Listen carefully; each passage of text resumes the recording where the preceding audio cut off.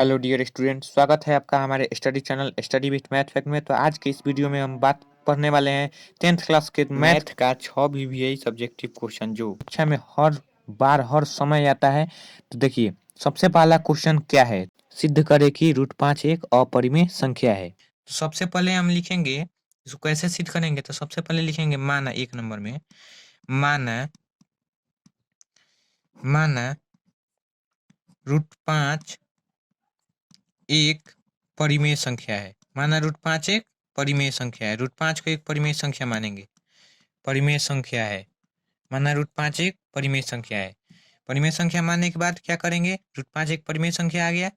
उसके बाद लिखेंगे तो परिमेय संख्या के बराबर करेंगे तो √5 जो हो जाएगा P/Q के बराबर हो जाएगा, जो परिमेय संख्या होता है। अब दोनों पक्षों का क्या करेंगे, स्क्वायर करेंगे। दोनों पक्षों का स्क्वायर करेंगे तो यहाँ पे लिखेंगे दोनों पक्षों का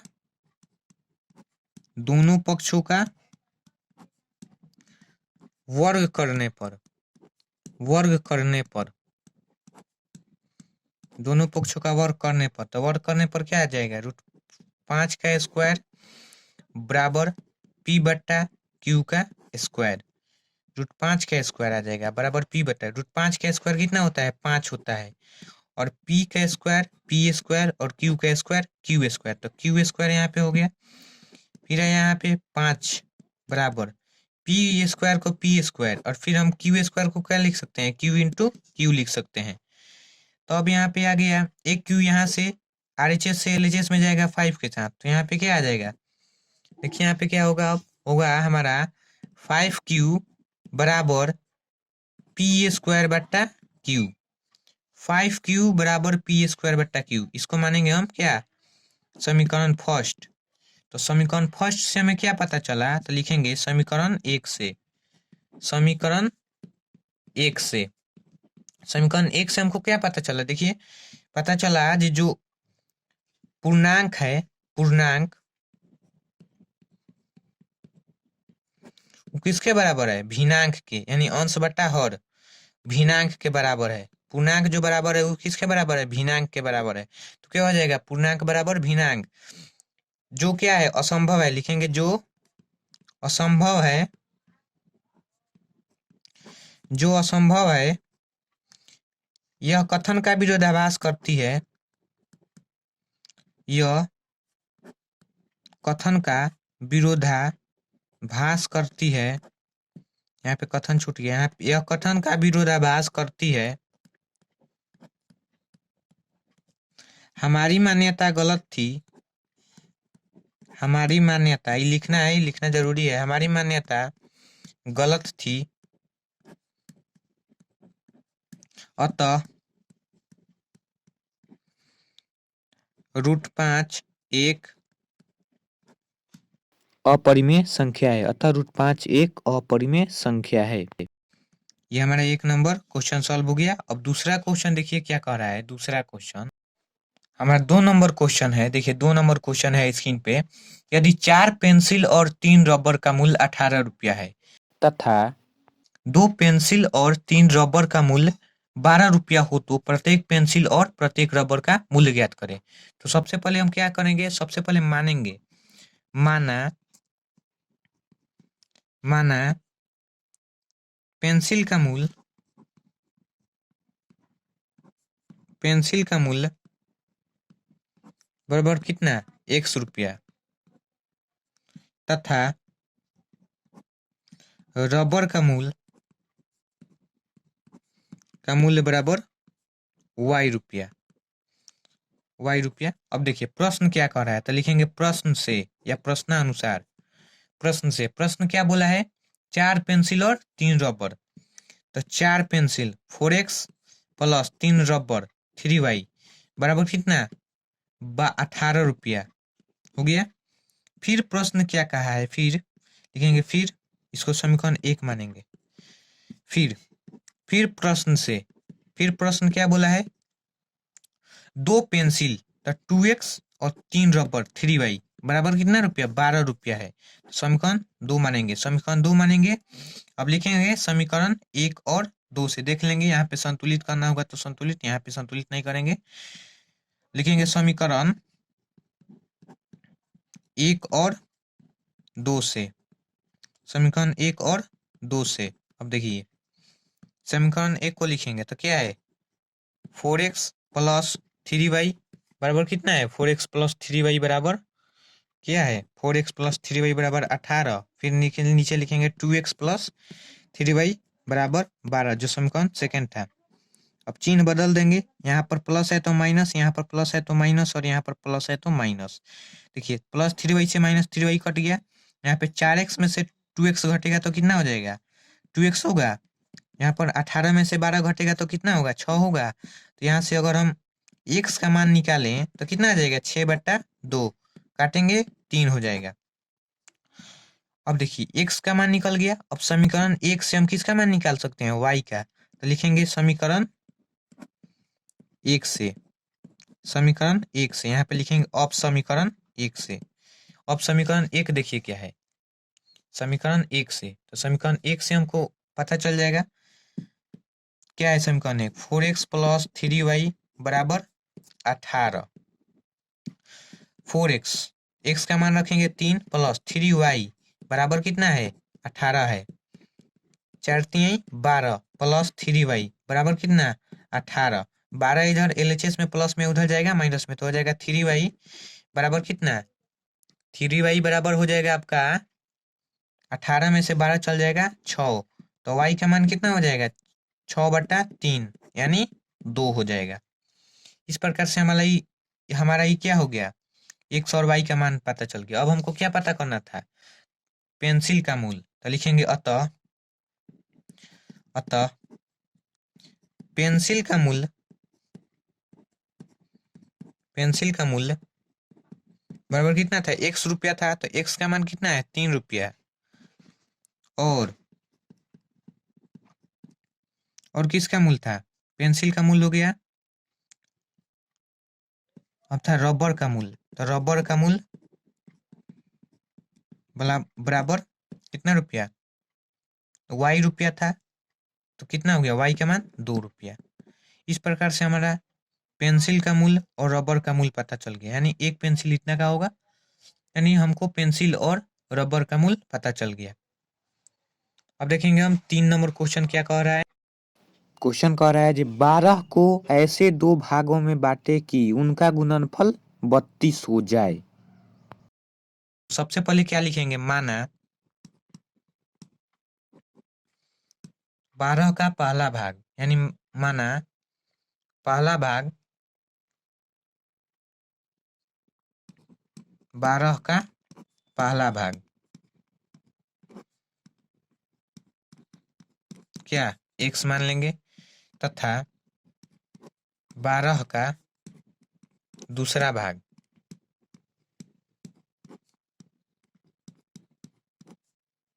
12 का दूसरा भाग को क्या मानेंगे, 12 में से जो x घटा देंगे वही 12 का क्या हो जाएगा, दूसरा भाग हो जाएगा। तो 12 माइनस x। देखिए तो फिर क्या कह रहा है, प्रश्न कह रहा है, लिखेंगे प्रश्न से, प्रश्न क्या कह रहा है, प्रश्न कह रहा है कि दोनों का गुणनफल कितना हो जाए, 32 हो जाए। तो लिखेंगे x पहला भाग है या पहला संख्या है, दूसरा क्या है 12 माइनस x। तो x इंटू 12 माइनस x बराबर कितना, 32। गुना करेंगे तो हो जाएगा 12x माइनस एक्स स्क्वायर बराबर 32। यहाँ घात के अनुसार लिखेंगे तो क्या हो जाएगा, minus x square plus 12x, और 32 इधर से LHS से सॉरी RHS से आएगा, LHS में तो हो जाएगा माइनस 32 बराबर 0 हो जाएगा। यहाँ से माइनस कॉमन लेंगे तो क्या हो जाएगा, x square minus 12x plus 32 बराबर कितना, 0। अभी हो गया द्विघात समीकरण। तो इसको तोड़ेंगे, फैक्टर तोड़ेंगे इसका, तो क्या हो जाएगा देखिए, यानी एक्स स्क्वायर और ये टूट जाएगा 8 और 4 पर, x square minus 8x minus 4x plus 32 बराबर 0। यहाँ से कॉमन क्या होगा, x कॉमन होगा तो हो जाएगा x माइनस 8। फिर यहाँ से 4 कॉमन होगा तो हो जाएगा माइनस 4 कॉमन होगा तो हो जाएगा x माइनस 8 बराबर 0। यहाँ एक फैक्टर क्या हो गया, x माइनस 4 फिर एक फैक्टर क्या हो गया, x माइनस 8 बराबर कितना, 0। अब यहाँ से x का अगर हम मान निकालते हैं तो कितना आता है, 4 आता है और 8 आता है। x का मान 4 आता है और 8 आता है, तो हमको क्या निकालना था, 12 का पहला भाग। तो लिखेंगे अतः, यहाँ से लिखेंगे अतः 12 का पहला भाग। 12 का पहला भाग क्या हो जाएगा, देखिए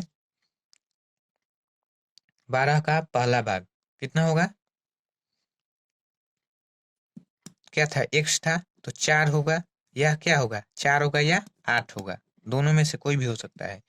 तथा 12 का दूसरा भाग, दूसरा भाग क्या है, 12 माइनस एक्स, यानी 12 माइनस एक्स यानी क्या, 12 माइनस 4, तो कितना हो जाएगा, 12 माइनस 4 भी लिख सकते हैं या 12 माइनस 8 भी लिख सकते हैं। तो यहाँ से 12 माइनस 4 क्या हो जाएगा, 8 हो जाएगा, और यहाँ पे 12 माइनस 8 क्या हो जाएगा, 4 हो जाएगा। यानी 12 का पहला भाग 4 हो सकता है और 8 भी हो सकता है, और दूसरा भाग भी हो सकता है 8 हो सकता है। अगर पहला भाग 4 होगा तो दूसरा भाग 8 होगा, अगर पहला भाग 8 होगा तो दूसरा भाग 4 होगा। इस प्रकार से हमारा इंपॉर्टेंट क्वेश्चन में 3 नंबर बन गया। अब 4 नंबर क्वेश्चन देखिए क्या कह रहा है। 4 नंबर क्वेश्चन कह रहा है, यदि दो एपी के सर्वांतर समान है तो उनके 100वें पदों का अंतर 100 है, उनके 1000वें पदों का अंतर क्या होगा। सबसे पहले क्या लिखेंगे, देखिए सबसे पहले हम लिखेंगे माना पहले एपी तथा दूसरे एपी के सर्वांतर क्या हो जाएगा, सर्वांतर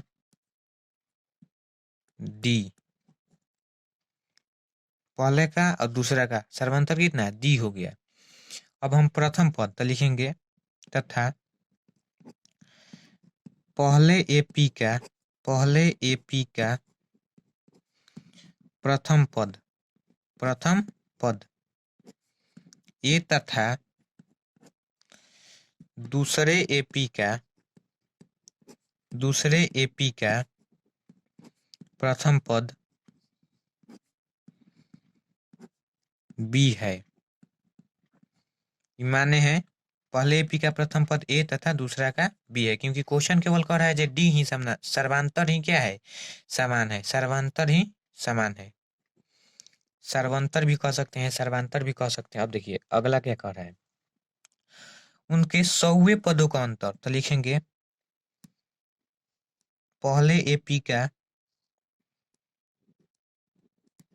पहले एपी का 100वां पद T100 तथा दूसरे एपी का 100वां पद, 100वां पद 12T100 है। तो प्रश्न देखिए क्या कर रहा है, प्रश्न, प्रश्न से, प्रश्न क्या बोल रहा है कि दोनों जब प्रश्न से क्या कर रहा है, जो दोनों का अंतर कितना है, 100 है। तो लिखेंगे पहले एपी को हम लिख सकते हैं क्या, AP1, पहले एपी को क्या लिख सकते हैं हम, AP1 माइनस दूसरे को क्या लिख सकते हैं, सॉरी पहले एपी का अंतिम पद। तो पहले एपी का अंतिम पद लिखेंगे पहले एपी का 100वां पद माइनस दूसरे एपी का, दूसरे एपी का 100वां पद कितने के बराबर है, 100 के बराबर है। यहाँ पे आएंगे, अब लिखेंगे कितना, देखिए पहले एपी का 100वां पद क्या है, TN, और दूसरे एपी का 100वां पद क्या है, T, सॉरी यहाँ पे 100 होगा, 100, यहाँ पर T100 बराबर क्या, 100।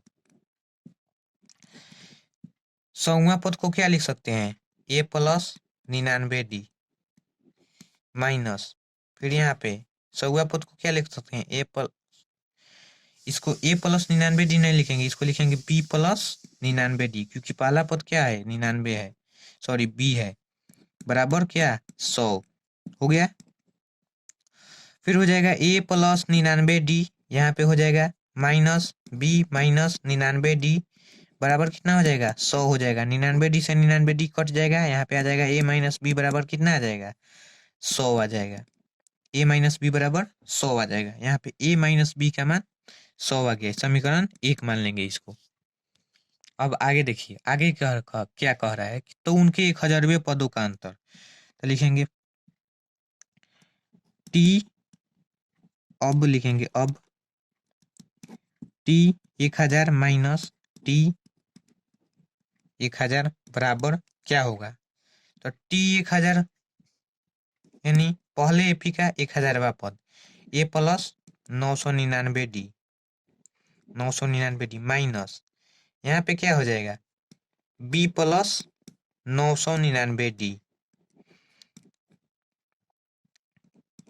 ए plus 999d minus B minus 999d, A plus 999d हो गया, यहाँ पे बी माइनस 999d हो गया, 999d से 999d कट गया, यहाँ पर क्या बचा ए माइनस बी, ए माइनस बी, तो देखिए ए माइनस बी जो है किसके बराबर है, ए माइनस बी का मान कितना है 100 है, ए माइनस बी, ए माइनस बी, तो यहाँ पे क्या हो जाएगा बराबर 100, ए माइनस बी बराबर 100, यहाँ पर लिख लेंगे समीकरण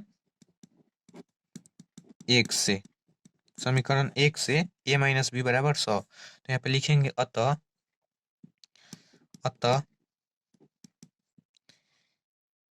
पहले एपी तथा दूसरे एपी का 1000वां पद का अंतर कितना है, कितना है यहाँ पे 100 बराबर 100, यही आपका क्या हो गया आंसर हो गया। इस प्रकार से हमारा 4 नंबर क्वेश्चन बन गया। 5 नंबर क्वेश्चन बहुत ही VVI इंपॉर्टेंट होने वाला है, तो देखिए क्वेश्चन क्या है। 5 cos a 0 तथा 0 5 sin a के बीच की दूरी बताएं। नियमक मान लेंगे कि इसको हम a का नियमक मान लेंगे क्या 5 cos a 0, और b का नियमक हम क्या मान सकते हैं, b का नियमक 0 5 sin a, तो यहाँ पे लिखेंगे लेट ए का नियमक क्या नियमक बराबर 5 cos a 0, और b का नियमक क्या माने हैं 0 5 sin a, b का नियमक माने हैं। अब हमको क्या निकालना है, हमको ए बी निकालना है, उनके बीच की दूरी निकालना है, तो लिखेंगे इसलिए ए बी बराबर तो दूरी सूत्र लगेगा रूट अंडर, फॉर्मूला होता है x1 माइनस x2 का whole square plus y1 minus y2 का क्या होल स्क्वायर।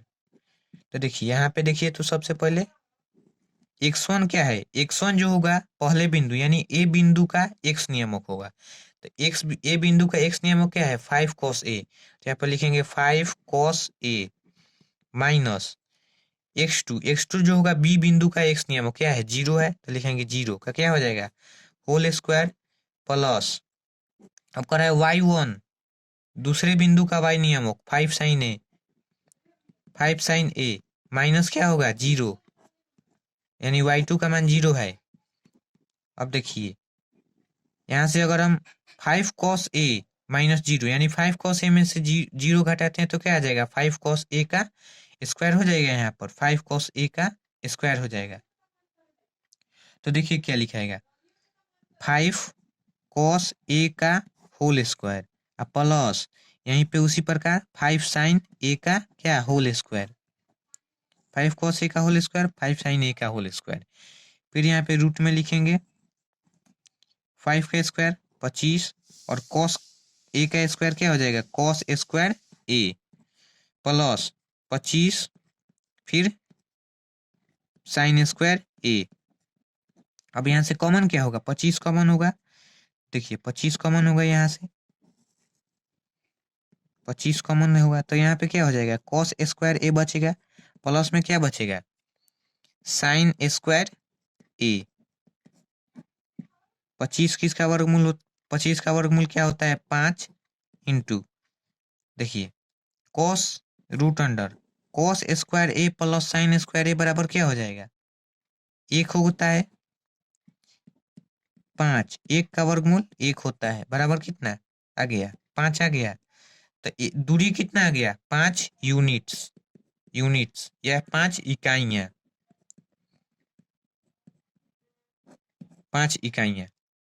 इस प्रकार से हमारा 5 नंबर क्वेश्चन सॉल्व हो गया। अब हम 6 नंबर क्वेश्चन देखेंगे। तो 6 नंबर क्वेश्चन देखिए क्या कह रहा है, यदि साइन ए बराबर कॉस ए हो तो ए के किस मान के लिए त्रिकोणमितीय अनुपात समान हो, यानी ए का मान हमको ज्ञात करना है त्रिकोणमितीय अनुपात को समान करने के लिए। तो लिखेंगे चूंकि साइन ए बराबर कॉस ए, चूंकि साइन ए बराबर कॉस ए लिखेंगे यहाँ पर। अब साइन ए को हम क्या लिख सकते हैं, साइन ए को हम क्या लिख सकते हैं, कॉस 90 माइनस ए बराबर क्या हो जाएगा, कॉस ए। साइन थीटा बराबर क्या होता है, कॉस 90 माइनस थीटा। यहाँ पे हो गया कॉस 90 माइनस ए बराबर कॉस ए, कॉस से कॉस कट जाएगा लेकिन काटना नहीं है इस पे, नहीं तो गलत हो जाएगा। इसको इसी प्रकार से क्या करना है, इसी प्रकार से इसको कट जाएगा कॉस। आगे देखिए क्या होगा, 90 माइनस ए बराबर ए होगा, इधर यहाँ से ए आएगा, क्या होगा, ए आरएचएस में जाएगा तो हो जाएगा ए प्लस ए बराबर क्या, 90। यहाँ पे क्या हो गया, 2a बराबर क्या, 90, 2 से कटेगा 45। तो ए का मान कितना आ गया, 45 डिग्री। ए का मान आ गया 45 डिग्री। तो लिखेंगे, पूछ रहा था कि किस मान के लिए त्रिकोणमितीय अनुपात समान होंगे, तो लिखेंगे अतः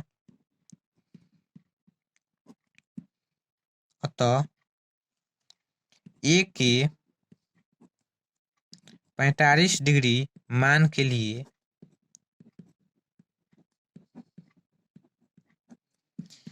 त्रिकोणमितीय अनुपात